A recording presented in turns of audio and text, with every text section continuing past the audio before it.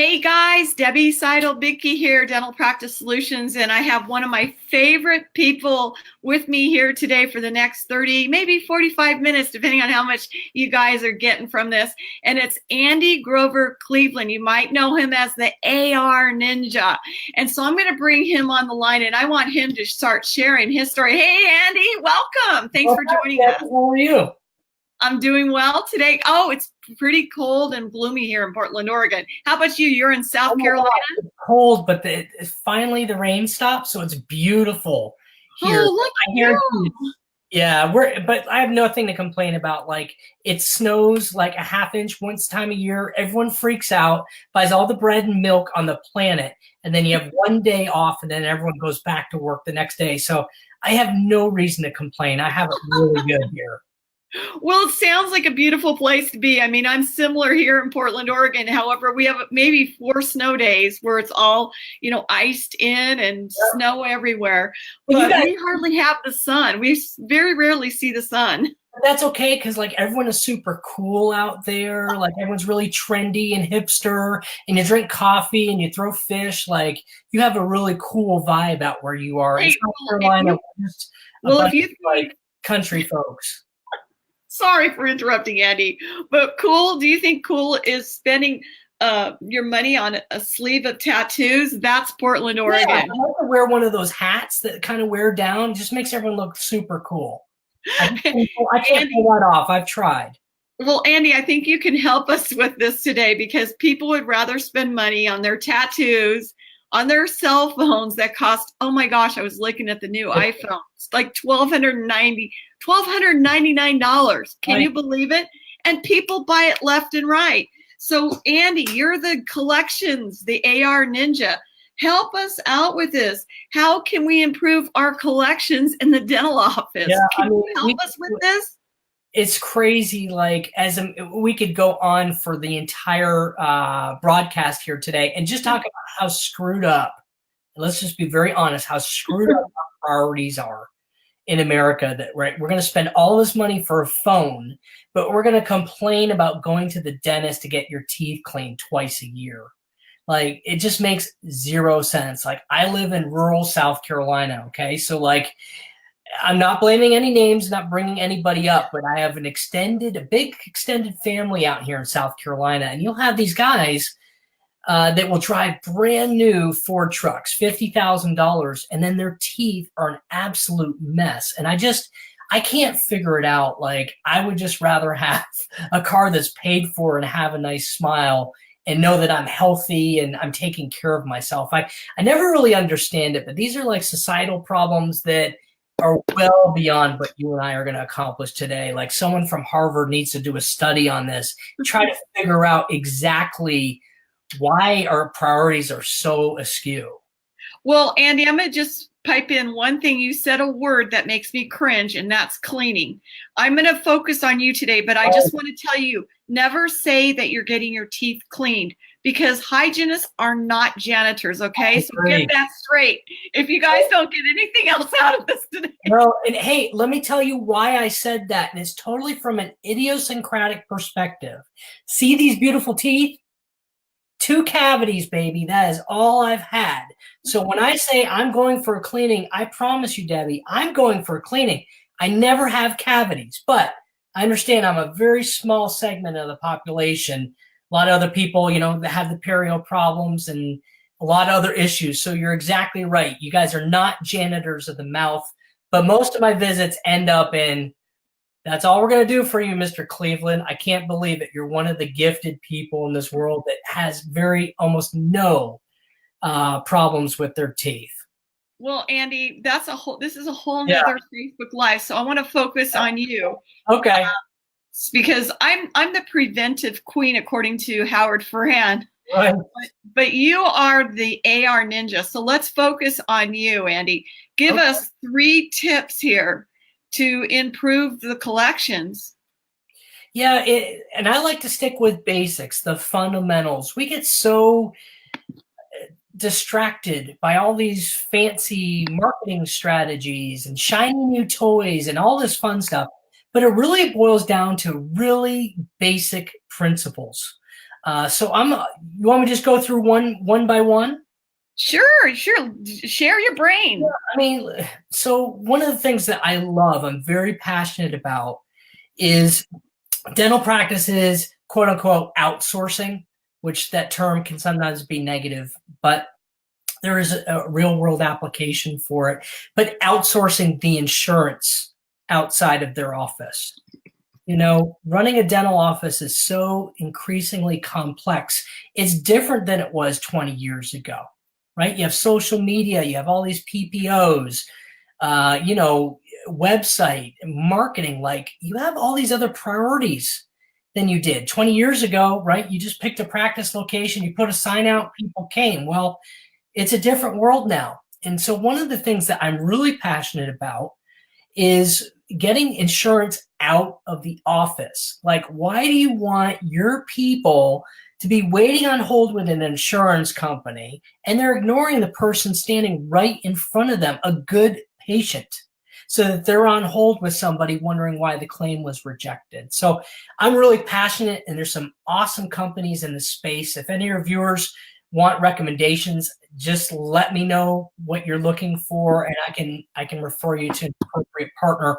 But they're all a little bit different, how they charge, how they operate. Do they take over your insurance billing, or do they just augment certain functions like insurance verification? But getting insurance out of your practice is so positive, right? Everyone knows how we feel about insurance companies. So I think that's a really great thing for a practice to consider doing. I know you had an experience with a client, I believe, about insurance outsourcing. Do you mind sharing that? Oh, yes. Before we went live, we were talking about this, and Andy talks about outsourcing. And we had a doctor that we worked with, and he had a year that he was working with us. So during the first quarter, what I noticed was it was just a huge majority of the money being written off. And I kept telling our team and telling the doctor, something's wrong. So one of our consultants looked, and we noticed that they had outsourced, okay, but the company they outsourced with never had attached the correct fee schedules to their practice management software. Right. And I don't understand all of this, but it's super important that you don't just sign up for all these PPOs and then outsource to just any company. You've got to make sure that all the ducks are lined up properly and that you have analyzed which PPOs to contract with and who is the best resource to outsource with. So Andy, before we go any further, can you please tell our listeners, how do they contact you so that they can use you as a resource, if not be their AR guru, their AR ninja? No problem. Like, it's very easy. Like, you can just go to my website, andycleveland.com. That's got all my contact information, my scheduler, a bunch of different resources for dental practices. And then my other website is called dentalpracticeninjas.com. And that's a free resource designed to help dentists connect with other ethical partners they can trust. So insurance is just one of those components. And Debbie, we have many, many more crucial functions in the practice. Docs just don't know where to turn if they need help with social media or recall or following up on unaccepted treatment plans or website development. I mean, the list goes on and on. PPO negotiation. These are all hot topics. Great. Thank you, Andy. I put that up on the screen so everybody can see that, and I typed it in our Facebook page as well so that they can reach out to you. Now, Andy, what is the email address for you? arninja@andycleveland.com. Okay. Cleveland, just like Ohio. Okay. And then do you have a phone number? No, I actually do everything by carrier pigeon or Morse code. Would you like my Morse code? I'm just kidding. I told you I'd be a little dorky on the podcast. Okay, phone number 864 is the area code, 517-2233. That's my cell. Oh gosh, now you're putting out your cell phone. Yeah. Listen, Debbie, I don't have a life. All I do is work. So they can call or text me anytime you want. Like, we're connected on Facebook. You're on the West Coast. I see your post before you go to bed late at night, and I'm waking up at 3 o'clock in the morning checking my Facebook feed. So I'm just passionate about what I do. It's not really work. It's more fun for me at this point. So, they can reach out to me at any time. No problem. What is the number again, Andy? I'll put it up here on the screen. Area code 864 864 517 517 2233. Oh, that's easy. Yeah, okay, Andy, I'm going to put that up there for them. Please do. Okay, there we go. All right, so everybody, now they can actually, oh boy, what are they going to do with that number? But no, it doesn't matter. Nothing that hasn't been done with it before. Okay, well, I like connecting with people, so I don't mind broadcasting that. Like, to me, every connection, even if it was from someone you didn't want to hear from, let's say it's a telemarketer or someone trying to grow their business, like, those are all opportunities. I learn stuff from these people every day, even if it's something I don't want to do. So, I love working with people. That's what I'm passionate about. So, Andy, can you tell the people that are listening, tell our dental professionals, how can they create a culture of payment in the office? Yeah, and this is not like a simple one-line answer, but I'll kind of give the broad brushstrokes, if you will. Now, I work with practices all over the country, and normally, Debbie, right, I'm dealing with the dentist, but at some point, the dentist is stepping back, and I'm partnering with the front office team. Okay? And so I see these situations all the time. For instance, if an office manager, their job is to collect the money, and the dentist has made it very clear that that is their job and to do that, right? Because they hire someone to do that because they don't want to do that, right? They didn't go to dental school to like bulldog people over money. Right. So they'll hire someone to do it. But here's the problem, Debbie. If you don't empower your team to use their judgment and to make decisions and to do their job, very often it's a very demoralizing process. So I'll give you an example. The office manager or someone at the front says, okay, that'll be $599 today, Mr. Patient. How did you want to take care of that? Visa, MasterCard, or American Express? Break eye contact. And then the patient then says, well, gosh, my brother-in-law plays golf with the dentist all the time. I know he'll be fine with me not paying. I'll just go talk to him. And then that rug gets pulled out from that person, right? You know how demoralizing that is to someone trying to do their job? Absolutely. You have to create a culture where everyone's on the same page on what's to be done. If you want to extend payment terms, fine. Or if you want to use a financing company, then you're welcome to do that. But having parameters so that you are treating people basically uniformly. I'm not saying you don't do certain things for certain people, right? Like if your hygienist owes you money, right? A lot of times they do in-office procedures for free, right? That's a benefit, right? You're not going to make them necessarily pay. But for the most part, the community has to understand, and it has to be communicated in a clear, professional way what their options are. And it's very popular to say, oh, we collect everything up front. We don't have an issue. But the reality of it is in most practices you do, and it's not something to be ashamed of. But you have to empower your people, have an understanding what the rules are, and and basically empower them to operate in that space and to not pull the rug out from under them or make exceptions, because the dentist typically is the weak link, right? They're passionate about the clinical care and acumen in the practice. That's why they went to dental school. They didn't really do this probably for the most part because they're really interested in business. So empower your team to do those things. You're going to be happier. Your team's going to be happier. And by gosh, your patient's going to be happier. It's kind of like, right, when you're a kid, right, you had your mom and your dad, and sometimes daddy's the weak one, sometimes the mom one, and they pit you against each other. So my wife and I talk about it like, You know, if they want their iPad, you know, they have to do X, Y, and Z. No exceptions. They can't come crying back to you when they don't get what they want, when they don't follow the rules. So I'd say the same thing applies in a dental office. Now, Andy, one of the things that you were talking about when I asked you about your 3 tips, you talked about billing and calling your patients regularly. Yeah. Can you tell us, what does that sound like? What does that look like? Yeah, I mean, there's really no magic to this at all. It's very basic. But the reality of it is that, again, we're talking about fundamentals, Debbie. You have to communicate with your patients that they owe you money consistently. And I consult with practices all over the country. And a lot of times they say they do.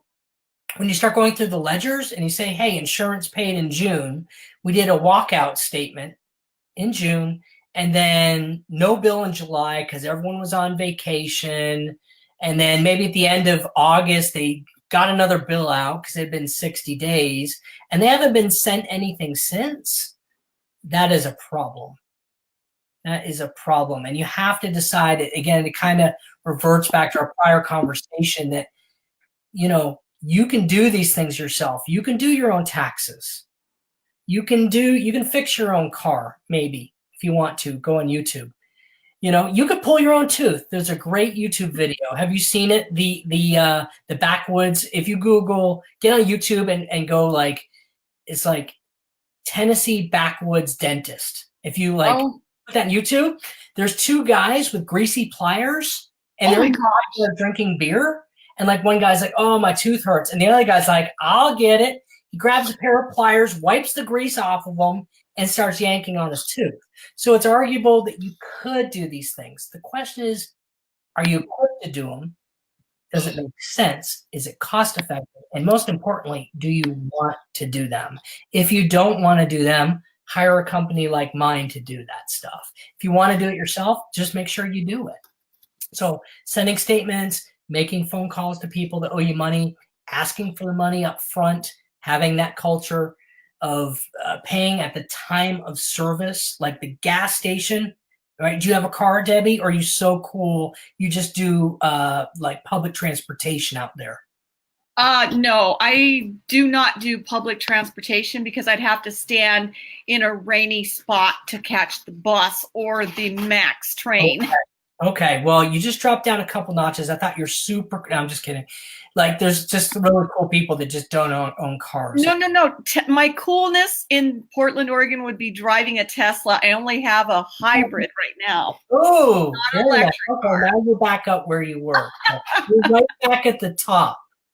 Yes, but I'm striving to get the electric Tesla. Very nice. Well, that's really cool then. That's my goal, Andy. My goal in life right now. Just joking. Is that, well, listen, everyone's got to have goals. You know, yeah. That's what makes you happy, then do it. Everyone will do what makes them happy. But by the way, what were we talking about? We started talking about cars. Well, I love that you were talking about the Tennessee backwoods dentist and who wants to, you know, who's going to go on Google, who's going to go on YouTube. Oh, it's so great. It's such an awesome video.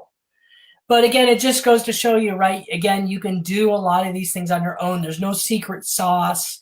You know, there's no magical formula for this. It's just about activity and where do you spend your time every day? And, you know, at this point, running a dental office, I think it's fair to say that most offices feel there's too many things to do on a given day for the amount of people and time they have on a given day. And I think that's probably 90% of the practices that I consult with feel that way. It's very rare that people say, oh yeah, you know, in my spare time, I just buy shoes on, you know, on Amazon and, you know, and maybe they say that, but for the most part, you have too many things to do.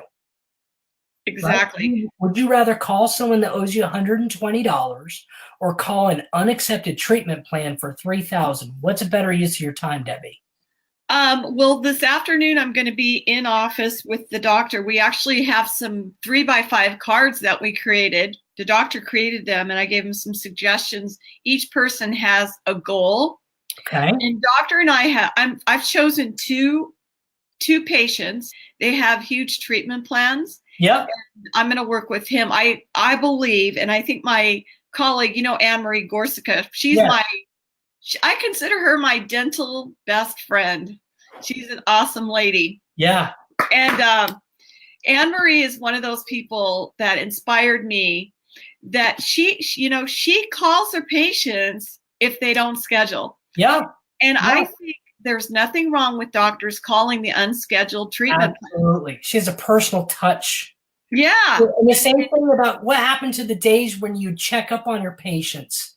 Oh, yeah. After they've had a traumatic day, right? Those days of where your doctor or your dentist would check up on you. Like when growing up, that happened all the time. But we recommend that our doctors call any patient who's new to the practice. We even have them call before they step foot in the practice as a new patient. We have them call anybody who had an ejection.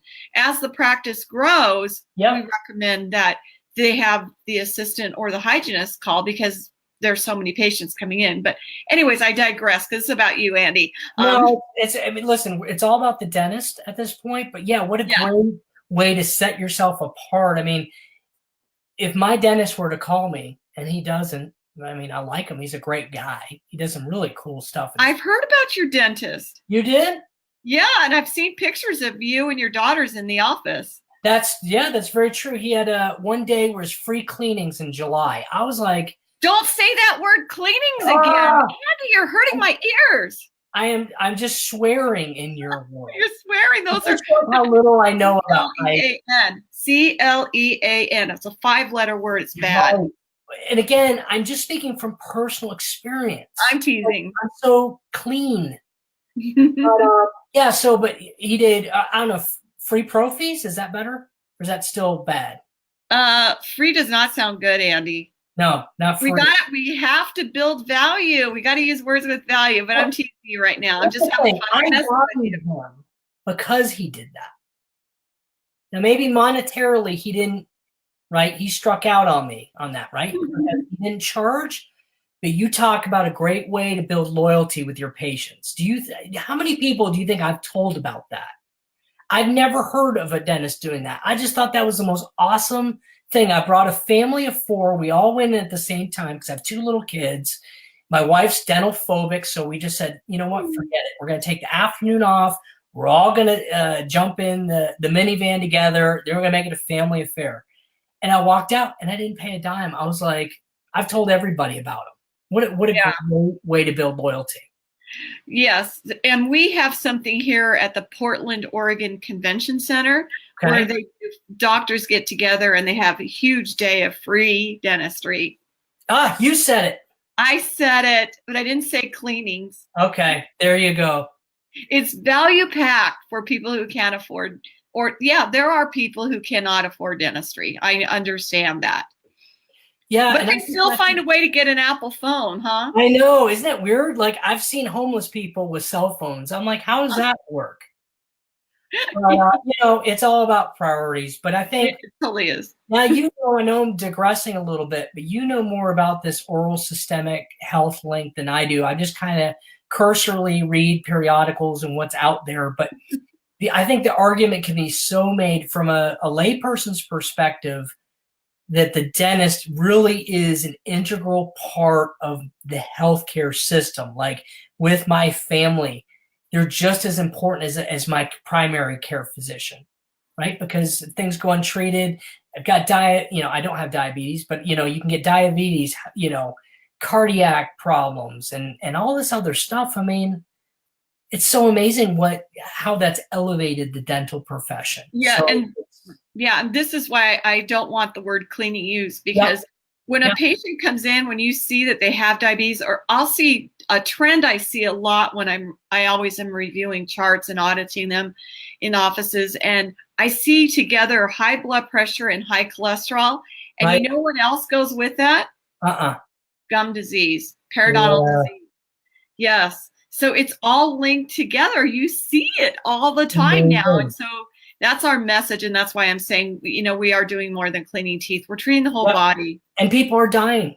People are dying, going untreated. So when people are, prejudging someone that they maybe can't afford this or it's not a priority, we all tend to put our own values and experiences into our world.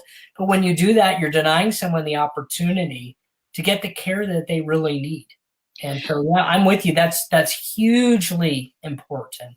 And there's stories out there of people, heart attacks, cancer, dropping dead because of, the mouth being a big part of a contributing factor to yeah. the own body. I know my grandmother died of, she had pneumonia. Okay. And how many people die from pneumonia?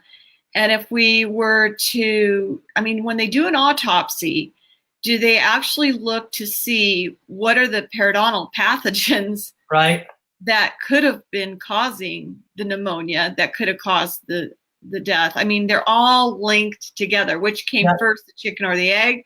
They all go together. Right. Andy, more your specialty than mine. You know what, Andy? I think that, we don't want to get you out of business because you've got these adorable daughters, and we got to pay their bills. They got to go to college. But you know what, Andy? If we could create more value to our patients when we're speaking to them, because our words paint 1,000 pictures in their mind. Right. And if we can say the correct words, now they don't have, and I have seen $500,000 in AR. Wow. This is a $6 million practice. Yep. And I have seen that much in AR. 20%, that is not abnormal. Andy, what should they look for if it's a healthy AR? Can you tell us some guidelines on that? And there's a lot of conflicting views on this, but the rule of thumb is you don't want to have a half a month to a month of average monthly production in AR. So if you have $1 million practice, you shouldn't, as a benchmark, you shouldn't have more than about $83,000 outstanding. But again, like, rules are just that. They're rules. Like, we all have this world of what should be. Like, I should be tall, thin, and handsome. I'm not any of those things. So, like, you're not. For it just didn't happen. And so the same thing with dentistry and anything we talk about, right? That, like, there's a way things should be and a way that things are. And so my point is that a lot of times AR, it's really how the business owner or the dentist or the group, how that fits into their business model, that's much more important than the number, right? It's like being overweight. Like, you could be slightly overweight and you're totally fine with it, or you could be slightly overweight and it would keep you up at night because you're not comfortable with it. Everyone has a different comfort level on how much AR they should have out. So one of the numbers that I do want to mention that I know for sure is healthy is you do want to see your collection steady at 98%. Yeah, you should be in the 90th percentile. 98. 98 is I do not want to see it dip below 98. Yep. I'll see it dip.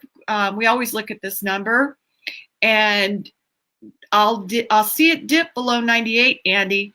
And if we don't do something about it, it will soon be 90. Sure. Then it'll be in the 80s.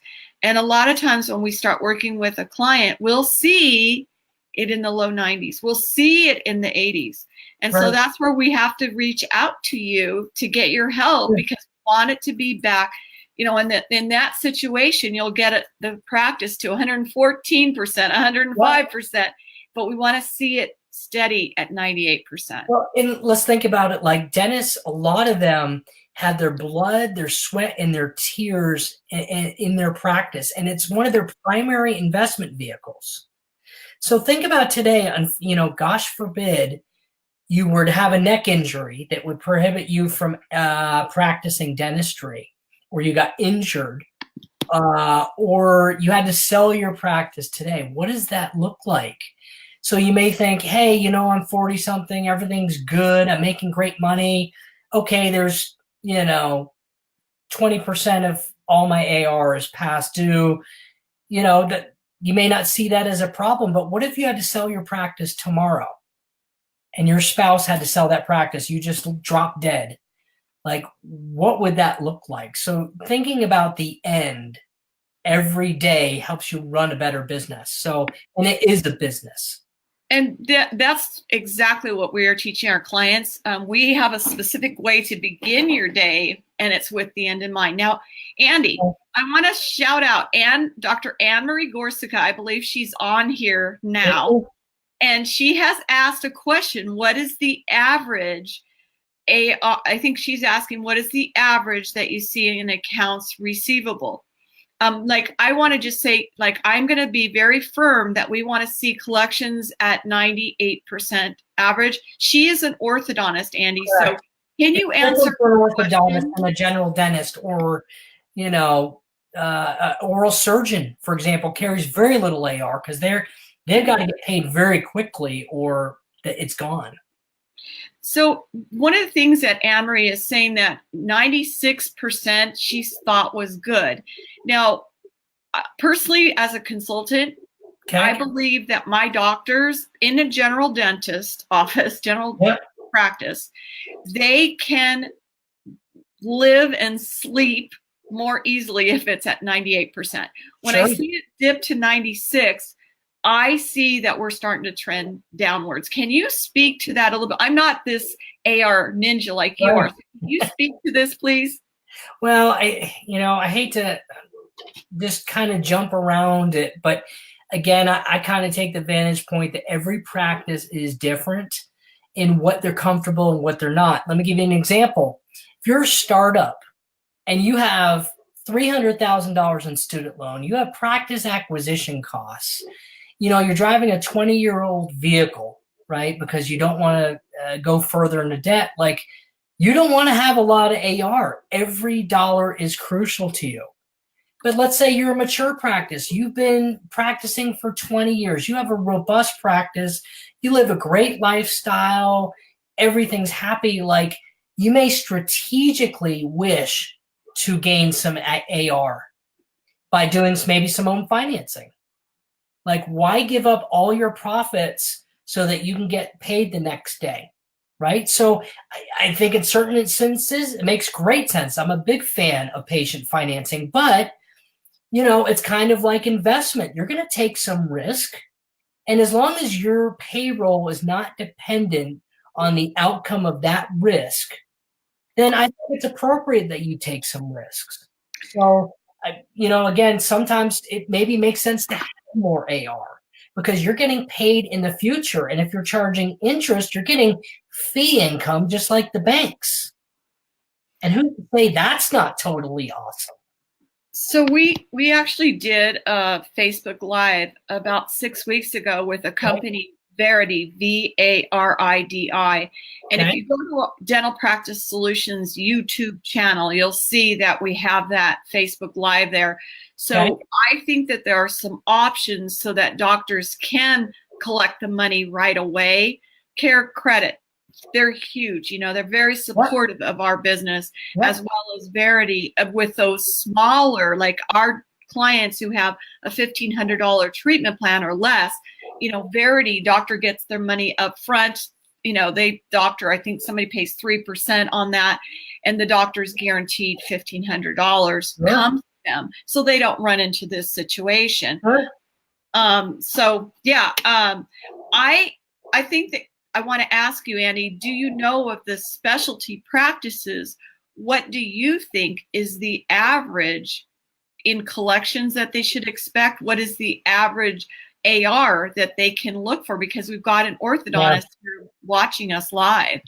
Yeah. I mean, orthodontists, they're running, they're getting payments contracted over 18 to 24 months. That's their business model, is basically $300 a month. They're going to carry a lot more AR than an oral surgeon, where oral surgeon, they come in, they do their thing, and then there's no relationship typically with that patient anymore. They're gone. So the orthodontist is probably on one end of the spectrum where they're going to carry the most amount of AR, And then on the other end of the spectrum, you typically are having the oral surgeon, or the people are doing emergency dentistry, right? That maybe don't have that relationship where you have to get paid very quickly. There's no real benefit to carrying AR. As a matter of fact, that's more of a liability in those instances. And then you have the general and the cosmetic dentist and kind of everybody in the middle, the periodontists that are kind of somewhere in the middle on that spectrum. So Andy, here's another question that's been posed to us. I don't know if you can answer that question, really. I'm sorry? I don't think you can really answer that question, to be fair to Dr. Gorsica. Yeah, I don't. In the 90s, she's doing an awesome job. Like, she does not have to worry. It's like being in great shape. Like, you can be in great shape. Hey, I can go run 5 miles. Well, do you want to go run 7? She's doing a 5 mile all day. The question is, does she just want to get a little bit better? I know Dr. Gorsica wants to get a little bit better always. She's not one of those people satisfied with status quo. Now, here's another question posed to you. Have you seen this? And I have my own opinion on this. Okay. But the question is to you, if somebody owes you money, they owe the dental office money, do you think that they're not as happy and they're more likely to write a bad review? What do you think, Andy? Yeah, I mean, there's certainly some sense to that. If you let people not pay you long enough, the human brain justifies our actions. Oh, I had a rough month. My dog bit me. I got divorced. And then it morphs into, well, they really weren't very nice to me anyway. And, my mouth hurts again and I'm getting a flare up. And of course, you're not going to say, well, I'm not taking care of myself. I'm responsible, right? It's much easier to blame other people. But sure, 6 months, 12 months later, you're like, you know what?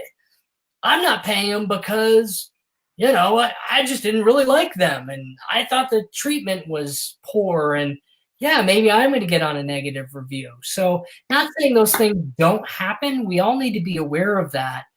But at the same point, if your patients value your service, they should be happy to compensate you, assuming that they have the means to pay you. Now, if they don't have the means, talking about what we talked about before, if it's a charity case or, right, you're doing some special program for veterans, or maybe you just, at the end of the year, you brought Howard Ferron, like, he's got a really cool thing he did at his office. I thought that was a great idea. Like, at Christmas, he would start writing things off and just telling the patient, you know what? I know you've had hard times. You're always welcome back. I forgive you. Like, how powerful is that? So there's lots of things that you could do when it comes to writing things off. But you know what? We're all going to get negative reviews at some point. Like, you could give your dentist, I'm not going to say FREE. I understand that's a swear word, but you could charge very little money for the best dentistry in the world. And you know what? Someone just had a bad day that day. You're the first person that they saw, and they're going to take it out on you. But I would not run your business running scared on reviews. If you give great service, everybody understands. Like, I just bought a new pair of headphones, and they're top of the line Bose headphones. I did my research. There's some people that gave them 1 stars on this set of headphones, but like a bunch of other people said great things. So someone's going to be having a bad day. They're going to take it out on you. Everybody understands that. Nobody's perfect. So one of the things that I want to say is that I think that there's a point in time where you need to call that patient. If it's like more than 30 days overdue. I mean, I just was looking at a doctor's bill that's probably getting on to 30 days. I just found it when I was shuffling some papers here, so I'm going to go online and pay her. Right. But I think that calling the patient to say, hey, Andy, give us a call. I want to just ask you about this service that we provided you. Sure. Or I want to ask you about your happy? Were you treated well? Do you value what we did? Are you still in pain? Yeah, I agree.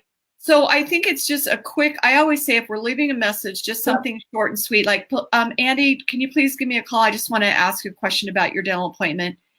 Boom. And then I also have them send a text message because people are more likely to see their texts than their call. Okay.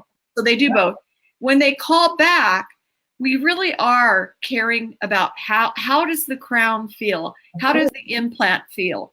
Right. Because you don't know that. I think this is a good question that was brought to us. You don't know if that patient's unhappy and Right. they just are one of those people that doesn't like to stir up the dust. Right. And they are unhappy, but they don't want to say anything.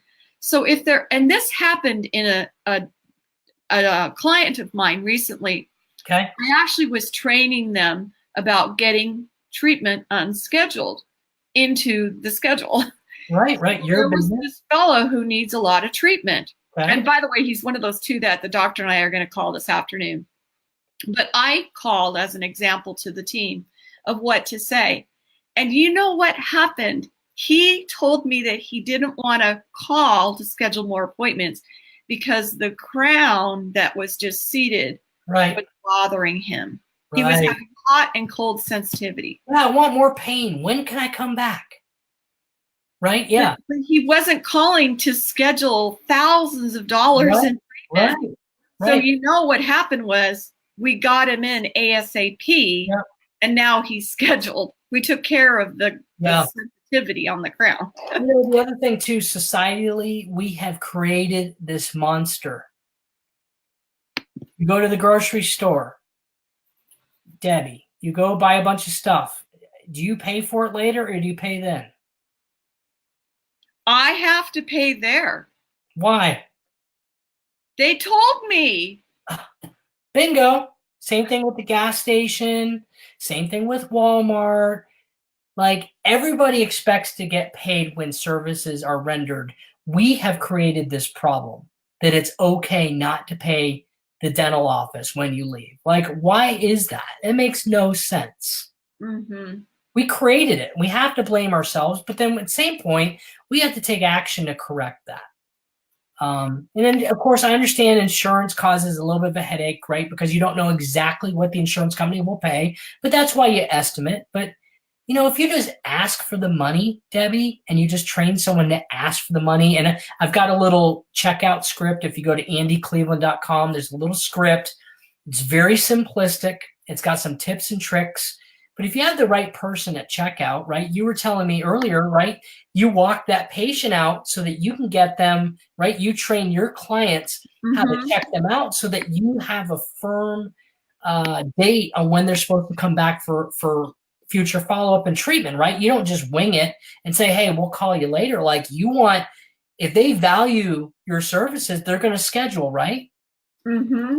So, absolutely. Yeah, so why isn't the same thing with payment? It's just we allow it and we think everyone thinks it's okay. Well, you know, you're creating the problem. They say that every time you send a statement, I don't know who said this, but I'd love to thank them. This is one of the best quotes. Every time you send a statement, it signals a mistake. Let that sit in. Every time you send a statement, it signals a mistake. So if you do everything you can to try to recover that so you never even have to waste a stamp. You think along those lines, you will have very little outstanding AR. So, Andy, if somebody does have AR to be collected, I want to ask you this last question and then I got to run. But what is the best means for getting payment? Is it emailing the patient, texting the patient, or calling the patient? Yeah, there's no easy answer. Because let's say you're dealing with retirees. And listen, there's people out there, grandmothers and grandfathers, like you're a very young grandmother, right? But you're on Facebook all the time. You're very engaged. Now I'm 40 something and I see the people that I went to college and graduate school with. There's a divide. Some people are very engaged with social media and technology. And then about half my friends could care less. Like, they're old school. Like, they literally don't even have a Facebook account. So for us to grossly characterize and say sending emails best, sending statements are best, there's no easy answer because everyone's patients are different and people respond differently. I would suggest when communicating, keep the end in mind. Try not to even have to send the statement or to make the contact. But if you do, try multiple mediums. The more mediums you engage, some people respond to feeling the paper in their hands. right? And seeing the red stamp that says past due, and that freaks them out. A millennial might be a lot more interested in a text. So some people respond better to email. So I would say use as many mediums as you can to safely communicate with the person that they owe you money. I think that if somebody does, I want to make some suggestions here as a consultant, put my consultant hat on. I mean, I think that everybody, if they don't, like everybody needs to be asked for money, like you brought up, Andy. Yep. I go to the grocery store, I have to pay. I went online and bought some things on Black Friday. I keep saying Good Friday. Black Friday, I bought some things online. I had to pay for it. Too. And Cyber Monday, I didn't buy on Cyber Monday, but yes, right. In order to get that sent to your house, you had to pay. In order to get your groceries and take them home, you had to pay. In order to get your iPhone, what happens if you get the $1,299 iPhone? They let you make monthly payments, but if you don't make the payment, your phone is turned off, right? You can't use it. Yeah, you get the collections. We don't get to do that in dentistry. No, you can't take your smile back. You can't put people in pain. Dentistry is non-recourse. And just like you said, cell phone you can shut off, car you can tow away, house you can foreclose, but you can't take your dentistry back. And that's really my core business, is to artificially create consequences where naturally there are none. So the thing is, Andy, really important that if somebody comes into the office and they're not prepared to pay, we've got to teach them that that we expect to be paid. We need to teach our patients how to treat us, okay? And the other thing is, I think that they need to send them out with a printed bill. Yes, I agree. I think in 30 days, I just want to recap some things for people to take away and help me out with this. Sure. The AR expert. But this is what I suggest from a consultant's point of view. I think that after 31 days, and somebody needs to work this AR every week, we recommend that somebody that is sitting in the front desk take time on a certain day at a certain time, or every week they have this outlined, their schedule, and they know that there's going to be downtime to work these 31 days and over collections. They need to, I don't know, do they need to send the collection statement? But I think that a phone call showing you care and are concerned is important. And if they don't pick up the phone, it's a short message on their voicemail and then a text as well. What can you add to that, Andy? Yeah, I mean, the thing I would add is, if your plan does not work, and it doesn't matter, everyone's on vacation, everybody's sick, this person's on maternity leave, just be real with yourself. If it doesn't get done, then you need to hire someone to do it for you. It's very simple. And again, just using the car analogy, if you decide that you want to fix your own car, do that. But if you don't, you need to take it to somebody else. And it's as simple as that. I'm a big fan for people working their own AR, but the reality of it is that most people don't have the time, energy, or passion to do it. And that's why my company exists. So again, do it yourself. Nothing wrong with it. Great idea. But bottom line, if it doesn't get done, it's not going to do it. It's not going to get done without someone doing it. So you either got to hire more people yourself, or hire companies and systems that will do things more effectively, efficiently, at less cost than hiring a full-time employee and just wiping your hands clean of it and focusing on your core competency. Our dentists love to practice dentistry, typically not run businesses. So that's my job, is to empower them to do what they want to do best, allow me to do what I do best. We'll be the bad guy, and everyone walks away happy. Yes. So, Andy, one of the things that I wanted to say is that I want my car to run like a well-oiled machine. Of course. So I'm not changing my own tires around, rotating my tires, and I definitely not changing my oil. Right. My oil, one of the lights in my car went on, and I didn't know what was going on. So I immediately drove to somebody who is an expert and could take care of it, even if the engine light came on. So I think that people need to understand, who are watching this, has your engine light come on? because they need to contact you, Andy, if their engine light is blinking. Yeah, that's such a great analogy. I might have to utilize that. Don't copyright or trademark that quite yet. Let me get the use out of it before you do that. Yeah, has your check engine light came on. So when your check engine light comes on, call Andy, the AR and Collections Ninja. Well, thank you, Debbie. That's really been fun, Andy. We'll have to do this again in 2019. Okay. So much fun, and I really hope that someone got something out of this. If they did, like Debbie, I feel like this was time well spent. And, I respect what you're doing out there in the hygiene world. I know you're doing good work, so hats off to you and your team. Well, thank you so much. We only have people on our team that love what we do, and we're thankful to be able to work with you, Andy.